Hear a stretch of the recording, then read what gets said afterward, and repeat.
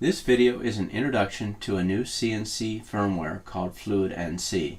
FluidNC started as a major upgrade to Gerbil ESP32, but it was quickly clear that we were going far beyond that firmware and would likely support more microcontrollers in the future. Development has been going on for over a year with major contributions from many people. We had several goals with this project. We wanted to retain compatibility with existing Gerbil G-code senders. The sender protocol is the same, and anything that would be queried or changed during a job remained the same. We eliminated the need to recompile every time you set up a new machine. Everyone can use the same compiled version. Non-programmers can just upload the firmware via a simple installer, and updates can be done via Wi-Fi. We completely changed the architecture to modularize the code. Every feature is an object-oriented class. This goes all the way down to the I/O pin level. This allows features to be dynamically loaded when the controller starts. For example, you could have multiple spindles like a VFD and a laser on the same machine. You can switch between them via G-code during a job.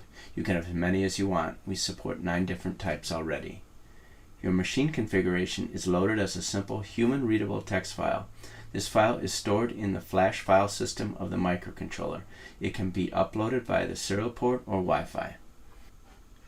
FluidNC is 100% compatible with all existing Gerbil ESP32 hardware.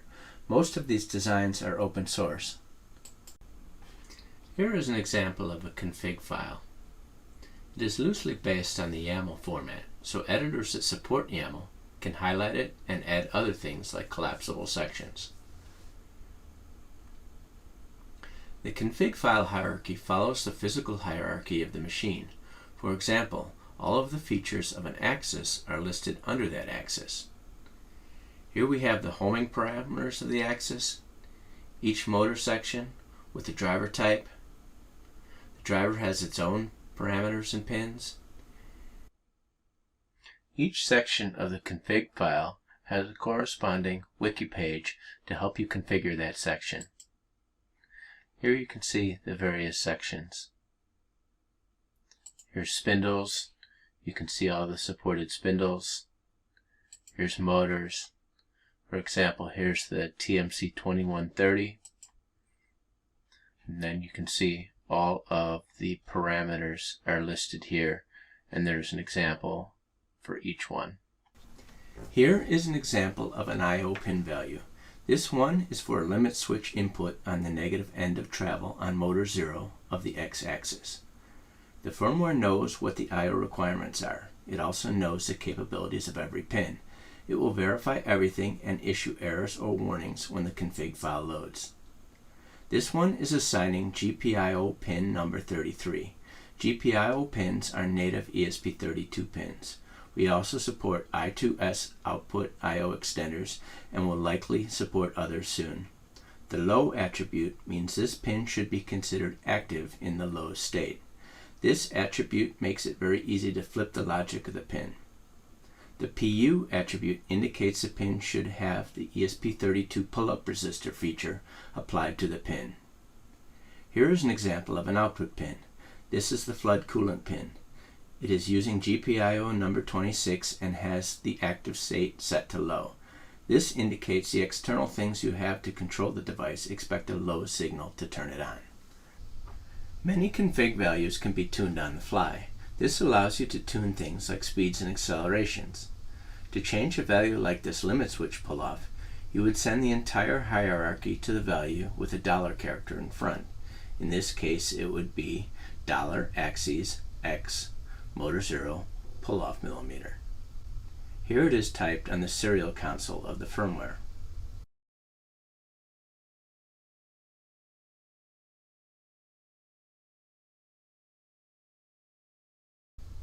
You can see the current value by just sending the keyword.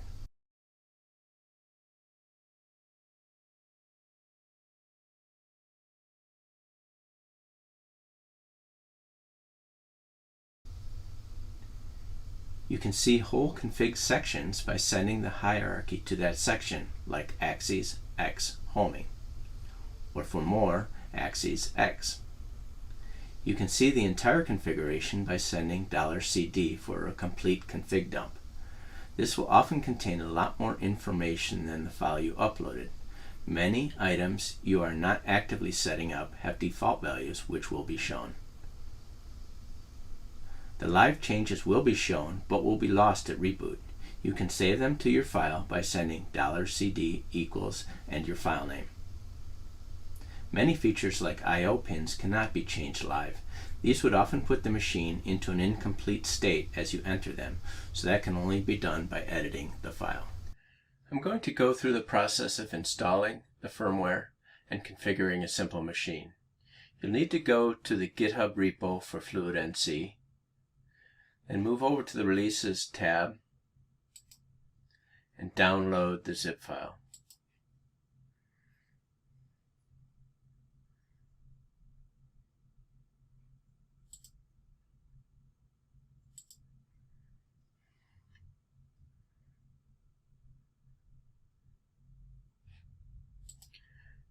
You're going to want to extract all the files into a folder.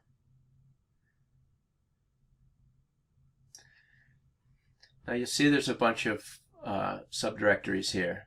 The two you're concerned about are BT for Bluetooth and Wi-Fi. This will allow you to choose the radio option you want. I'll be using Wi-Fi. Go in here and then run the script file for your operating system. Windows is going to give you a security warning. You'll have to bypass that. If you're concerned about the security, you can look at what's in the batch file. It's simply just running the ESP tool from Espressif. Now watch the installation process to make sure it completes successfully.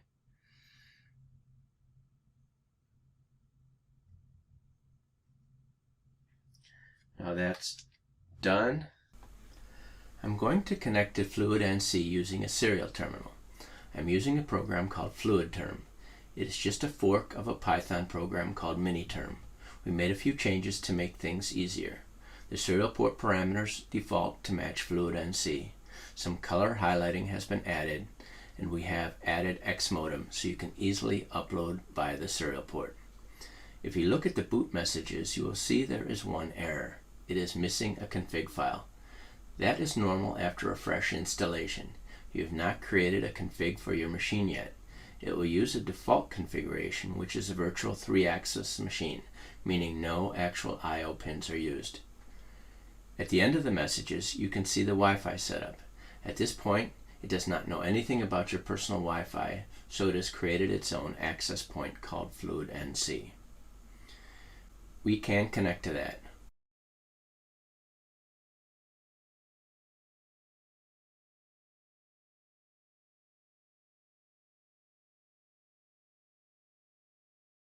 Once connected, it will open a browser to the Web User Interface, or Web UI.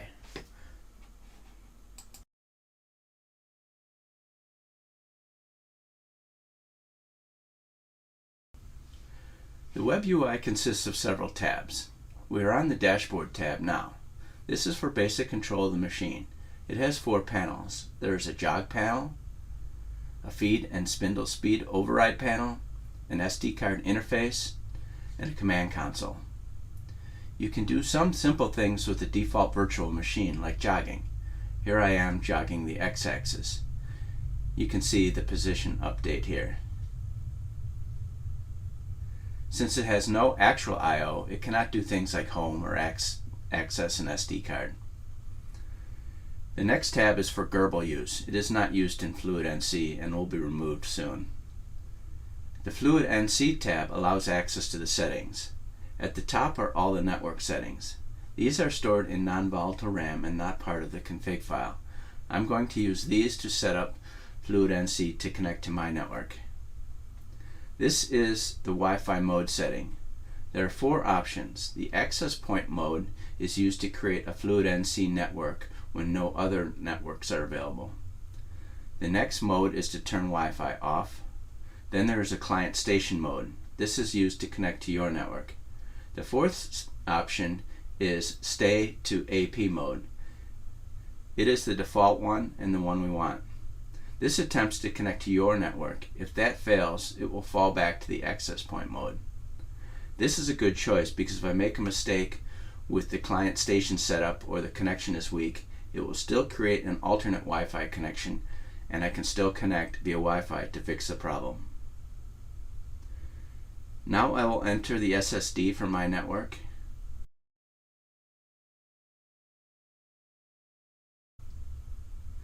And then the password. I'm going to leave the IP address mode on DHCP so my router gives me an IP address. All these settings can be accessed from the serial console as well, so there is always a way to adjust the settings. Now I will reboot so these settings can take effect using this button on the web UI. Via the serial port, I can see the results of the connection attempt. It has connected to my network and I can see the IP address here. I'll make sure my PC's network is connected to my Wi-Fi. I will open a browser and enter the IP address.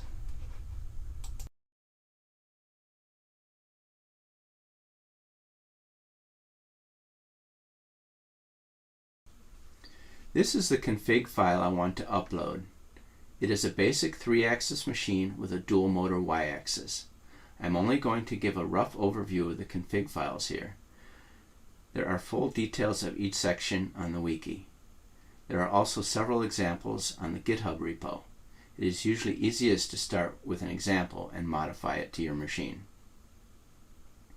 At the top you can enter the name of the machine and the type of hardware you're using. The hardware description is just there to help with support if you ask questions in a forum.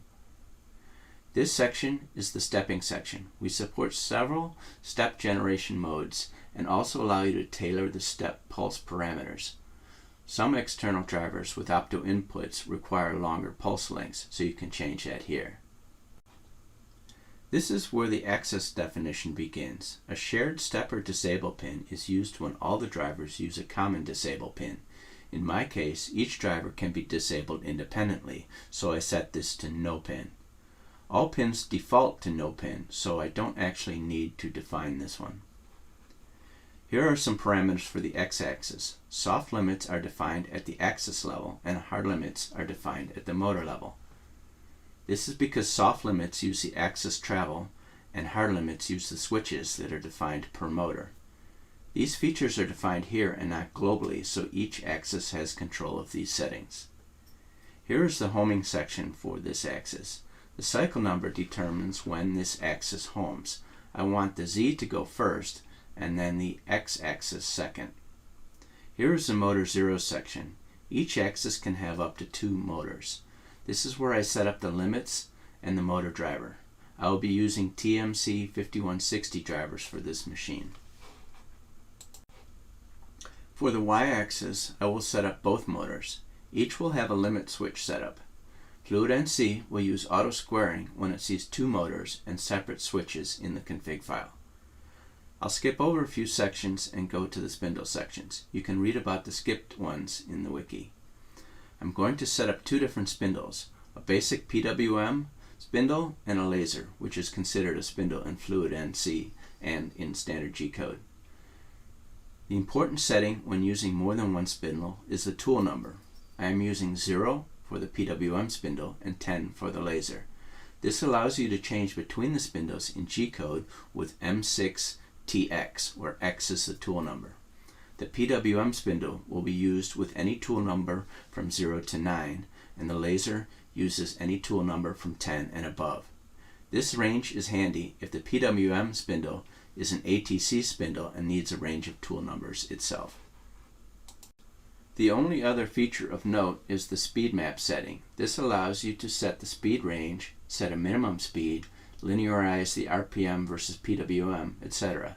This is done by adding more mapped values than the 2 you see on these. We have a good wiki page on how to do this.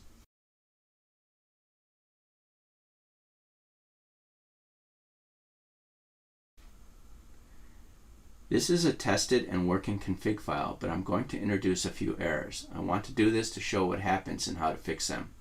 I'm going to misspell pull off millimeter. I'll also change this pin number from 33 to 45, which is not a valid pin.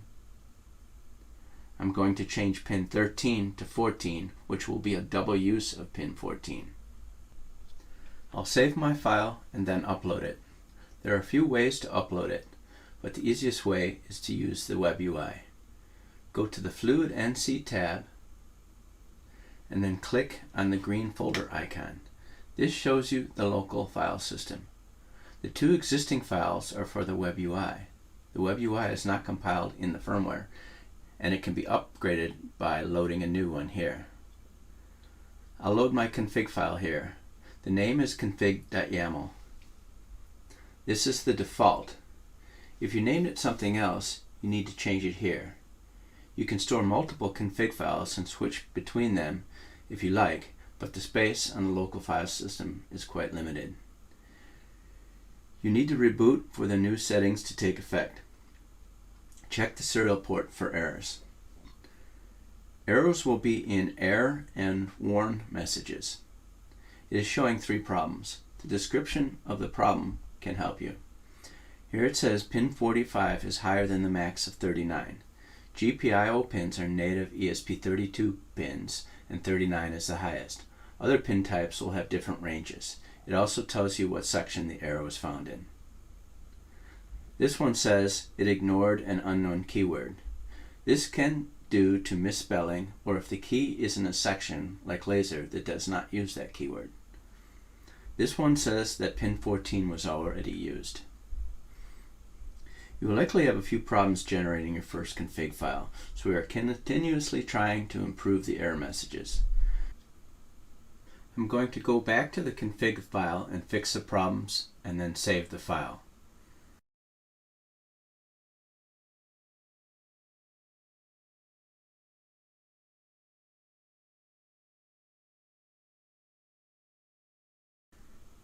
I'll reload the file.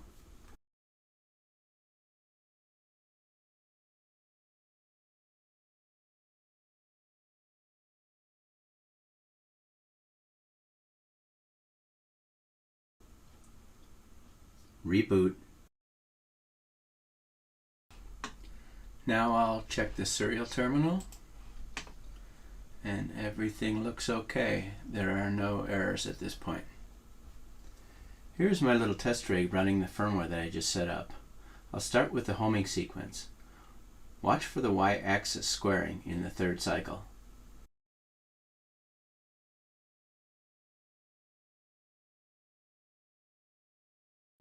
The spindle and laser outputs are going to the output module in the upper right corner.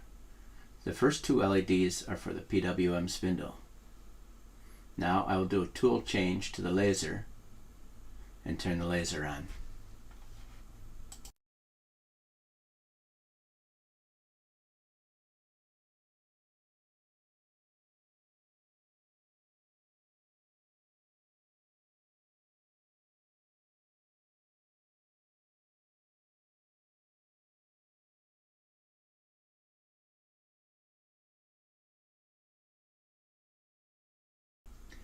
That's all I can really demo on this test rig. Thanks for watching the video. Check the description section for more info and links to everything you saw. Please subscribe for updates and give a thumbs up if you're interested in this type of firmware. If you're interested in trying the firmware, all you need is an ESP32 dev module. These can be bought many places for between about $5 and $10. You can test drive it before you invest in a full controller.